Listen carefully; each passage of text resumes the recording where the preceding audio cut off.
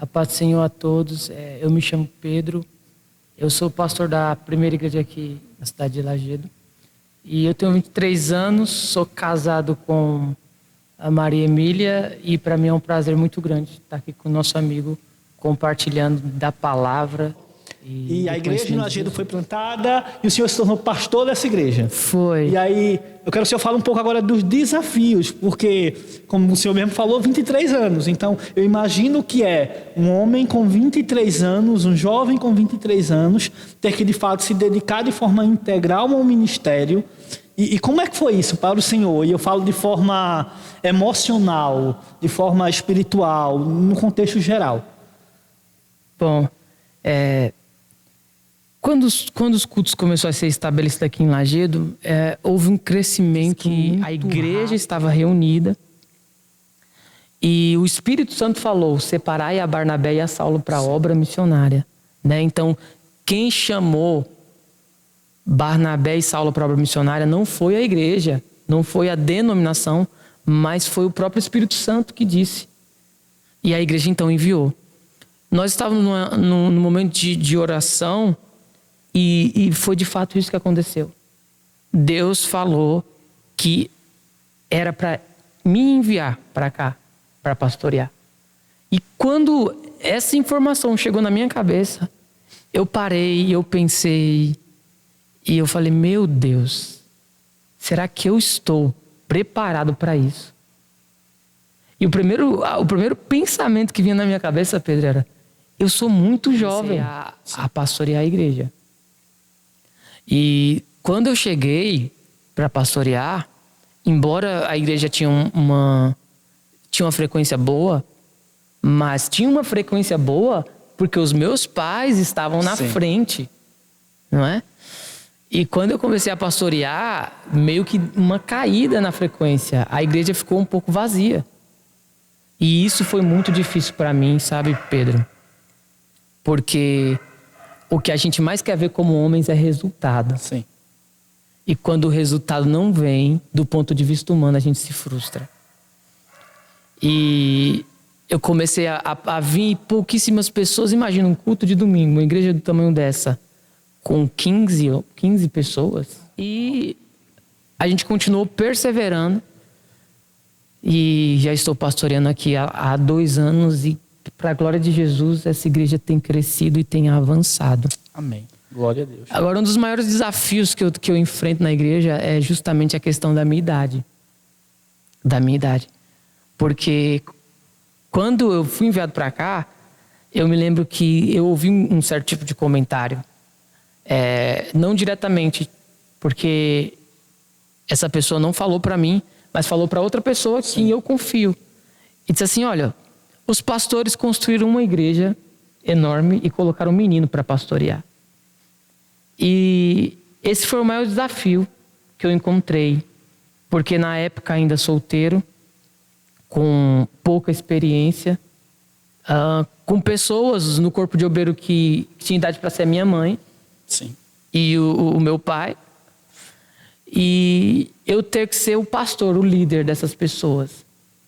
Então, essa foi uma grande dificuldade que eu precisei enfrentar, não é? Ter bastante humildade, ter muita paciência. Então, o grande desafio foi eu, tão jovem, ter que lidar com pessoas bem mais velhas e mais experientes. E pessoas que tinham uma humildade muito grande. Porque ser pastoreado por um menino de 22 anos tem que ter muita humildade. Sim. Foi a primeira coisa que passou na minha cabeça, foi manda outro. Manda outro. E eu, por vários momentos eu pensei de desistir, de não desistir da fé. Sim. Né? Mas, assim, me bateu um desespero tão grande.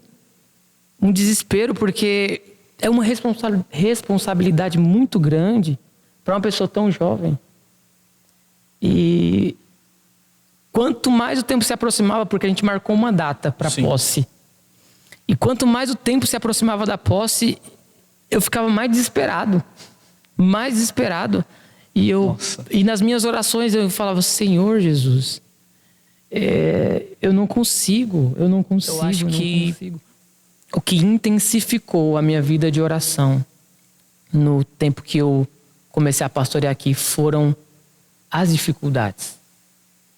Porque se não fossem as dificuldades, eu não tinha orado tanto. Sim. Então,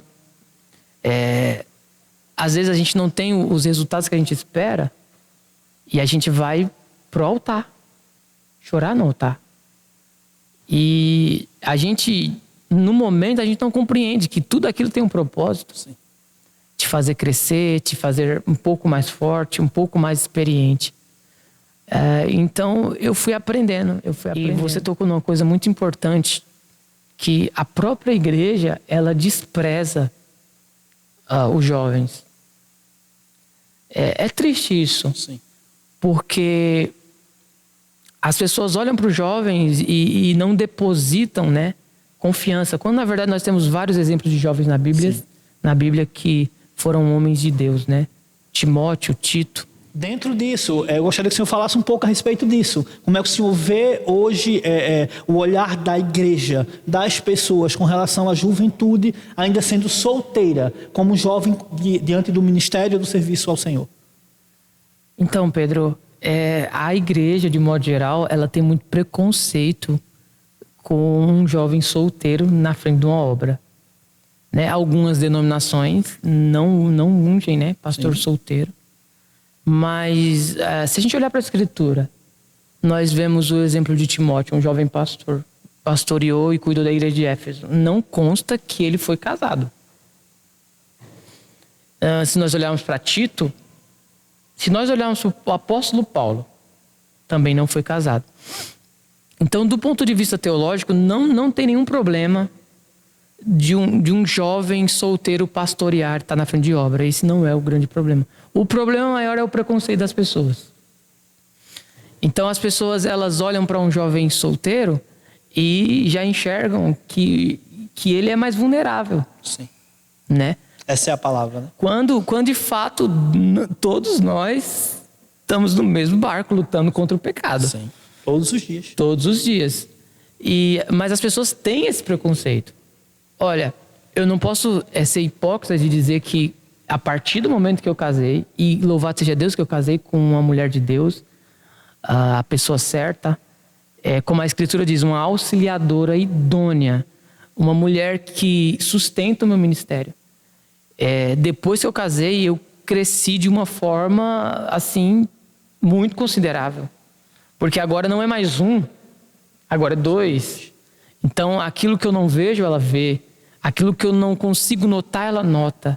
Aquilo que me falta, ela tem, ela me completa, ela me ajuda a pastorear, ela me orienta. Então, assim, às vezes, quando a gente chega um assunto pra gente, e às vezes a gente quer tomar decisões na hora que chega, Sim. no momento que chega, e às vezes não é a melhor decisão, e ela sempre chega perto de mim e fala assim, olha amor, não é assim, vamos fazer assim, olhe por esse ponto de vista, e eu louvo a Deus pela vida dela. Mas, de fato, um jovem solteiro, nada impede dele pastorear e exercer o seu ministério. Nada impede. O importante é ele ser vocacionado. É ele ser chamado. De fato, ser Deus que o chamou. De fato, ser Deus que o chamou, né? Porque nós estamos lidando com coisa muito séria, Pedro. Nós estamos falando da igreja de Cristo, da igreja de Deus. Então, você colocar uma pessoa na frente de uma obra sem ser vocacionado, ela vai matar. Porque, na verdade, quem tem mais a oferecer para a obra? Um casado ou um solteiro de trabalho? A própria palavra vem nos falar sobre isso, né? Que o solteiro dedique seu tempo exclusivamente ao serviço ao Senhor. Porque depois que ele casar, a prioridade dele é a família. É a família. Então, logo, subentende-se que o solteiro ele tem muita mais disponibilidade, tempo. Justamente. Essa igreja aqui vai ser uma igreja de jovens. Sim. E eu creio nisso. Eu creio que Deus vai levantar pastores jovens, presbíteros jovens, missionários jovens. E eu brinco com os meninos aqui. Você pode ser o futuro pastor daqui. Não é? E Deus, ele faz da forma que ele quer, da maneira que ele quer. Pedro, que eu aprendi uma coisa muito cedo na minha vida ministerial. Que se você quiser fazer o melhor para Deus, você tem que ter paciência. Uau. E Deus tem paciência com a gente, né? A Bíblia diz que ele é longânimo com a gente, né? Sim. Quando eu peco, Deus não me enxerga do céu como eu vou te matar, eu vou te punir, vou te fulminar agora, né? Ele é paciente. Ele coloca o Espírito Santo para tocar no nosso coração, para a gente se arrepender, para a gente voltar. E o que acontece, Pedro? Eu acho que às vezes eu posso até ser paciente demais, porque existem extremos e, como eu coloquei aqui, às vezes o que falta em mim tem na minha esposa. Eu coloquei uma coisa, toda vez que eu vejo alguma coisa estranha na igreja, que na minha concepção precisa de correção, eu pego o meu celular, abro o meu bloco de notas e eu anoto. Aí eu guardo o celular. E eu espero um momento oportuno para fazer as correções, para fazer os ajustes. Porque se a gente for fazer a correção no momento que aquilo está acontecendo, muito provavelmente a gente vai ferir mais do que sarar. Eu tenho feito essa oração ao Senhor. Senhor, me ajuda a falar a verdade com amor. Não só falar a verdade, mas falar com amor. E me ajuda a olhar. Esses dias eu estava orando e Deus colocou isso no meu coração. Ele falou assim, olha para a igreja, todos são ovelhas. Eu falei, Senhor, me ajuda a olhar para todos como ovelhas. Como ovelhas que precisam de um pastor. Como ovelhas que precisam de orientação. Como ovelhas que precisam de alguém para ensinar o caminho, para amar, para orientar. Então, o segredo é paciência. A gente está falando da cidade como Lajedo, né? Cidade de 40 mil habitantes. Cidade que não tem uma universidade, né? Sim. Cidade onde existe uma escassez muito grande para emprego, né? Sim. Então, a maior parte dos jovens aqui, se eles quiserem estudar ou trabalhar, eles precisam ir para outra cidade, buscar outros recursos.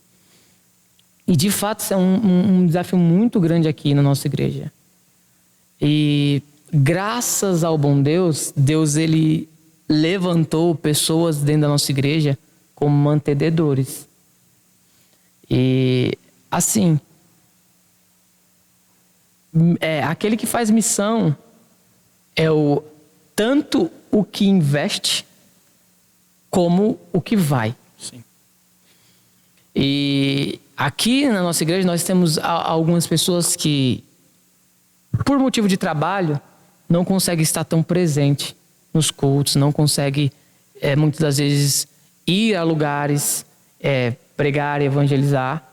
E essas pessoas entenderam que o ministério delas é o ministério de ofertar, de abençoar. Que é bíblico. Que é bíblico. Então, uns ofertam, uns investem financeiramente. E nós, mais jovens, que temos mais disponibilidade de tempo, sim, nós vamos. Então, eu creio que um dia, Pedro, eu fui líder do louvor lá há 7 anos, na Serrinha. E você sabe que a gente está dentro de igreja, que às vezes tem gente a perder de vista. Sim. Mas às vezes parece que sopra um vento que não fica ninguém. Né? E muitas vezes eu já fiquei sozinho. Depois de 2, 3, 4 anos de louvor, às vezes eu estava sozinho. Nossa. E eu orava, Senhor, envia para nós pessoas, músicos, adoradores, compromissados, que não retrocedam. E a minha oração era, Senhor, também envia gente talentosa. E eu me lembro que eu estava orando com esse propósito, Pedro. E eu estava no ensaio um dia. E eu sempre fui muito zeloso com essas coisas. E tava muito ruim o som, a música tava péssima. E eu falei, para, vamos parar de ensaiar, não tá bom. E o pessoal, mas tá bom. Eu falei, não tá bom, gente. E especificamente nesse dia, eu me lembro que eu encostei a minha cabeça, a minha testa no microfone. Eu comecei a chorar no meio do ensaio. E eu comecei a chorar e ninguém entendeu nada. Todo mundo falou assim, por que ele tá chorando? Eu tava chorando porque eu queria chegar no resultado e eu não estava conseguindo chegar nesse resultado porque as pessoas não levavam a sério o trabalho da casa do Senhor. Uau. E esse era o motivo do meu choro. E aí eu me lembro que eu fui orar depois do ensaio e Deus falou assim para mim, olha para eles. E eu olhei para cada um deles. E Deus falou assim, eu não vou enviar ninguém. Você vai cuidar deles, você vai trabalhar com eles, você vai atingir os resultados que você quer. Com eles. Com eles. E também nesse dia, depois desse dia eu falei, eu mudei também a minha mente e a minha oração. E a gente começou a se dedicar internamente, gastar nossas energias. E graças a Deus, a gente formou um ministério de louvor forte. Tem uma frase que eu decorei de um grande expositor que diz assim, olha, Deus, Jesus, ele chama até gente despreparada, mas não chama gente desocupada. De fato isso aconteceu comigo, porque no momento que eu me converti, que eu nasci de novo, o meu prazer era estar na casa do Senhor. Sim. E eu não falo isso para aparecer, nem para dizer que eu sou o melhor, não. Mas o meu prazer estava na casa do Senhor. Amém. Era para limpar a igreja. Eu já limpei tanta igreja.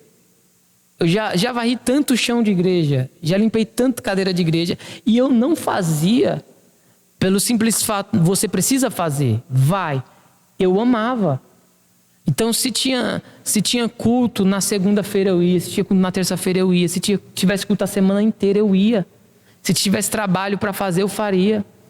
Eu me lembro que até teve um ponto que a minha avó, por parte de pai, minha avó paterna, ela olhou para mim e disse assim, rapaz, você só vive dentro da igreja, por que você não vai arrumar uma namorada, por que você não vai curtir a vida? Mas o meu prazer, a minha vontade era estar servindo na casa do Senhor. E aí brotou um ministério específico, é o que você falou. Então, eu não preciso ficar sentado esperando o meu ministério chegar, cair do céu. Não, a gente vai servindo. E conforme a gente vai servindo, a gente vai descobrindo a nossa vocação. Sim. Deus vai se revelando e nós vamos... E para a gente encerrar, eu gostaria que o senhor aproveitasse esse momento e deixasse uma palavra de encorajamento, uma palavra para os jovens que entendem e que querem servir ao ministério, que foram chamados pelo Senhor. Qual a palavra que o senhor diria para esses jovens nesse momento? Bom, em primeiro lugar, eu quero dizer que estou muito honrado com esse convite. Quando foi feito, eu disse, uau, que ideia, não é? Porque eu sei que, assim como eu passei por isso, muitas pessoas já passaram ou vão passar. Sim. E compartilhar essas experiências é uma honra, é um privilégio, que toda glória, que toda honra, que todo louvor seja ao Senhor, né? Amém. E dizer também que eu amo a sua vida. Amém. E a palavra de encorajamento que eu tenho para o jovem, para o ministro. Eu não sou nada, eu não sou ninguém. Mas uma coisa que nós precisamos ter quando nós pensamos em obra de Deus é pensar como o apóstolo Paulo pensou. A nossa suficiência vem de Deus. A gente pode ter métodos, a gente pode ter inteligência, a gente pode ter conhecimento teológico, conhecimento secular. A gente pode ser muito influente, pode ter dicção boa, pode ter retórica boa. Não é isso que faz a obra de Deus avançar. O que faz a obra de Deus avançar e crescer é o próprio Deus. Amém. Então nós precisamos, como igreja, seja um ministro jovem, novo, obedecer o Espírito Santo, porque é Ele que direciona. Amém. É Ele que coloca poder em nossos lábios. É Ele que convence o homem do pecado, da justiça e do juízo. É Ele que nos dá poder. poder para nós quebrarmos os corações de pedra, para que os homens conheçam Jesus de fato. Amém. Amém.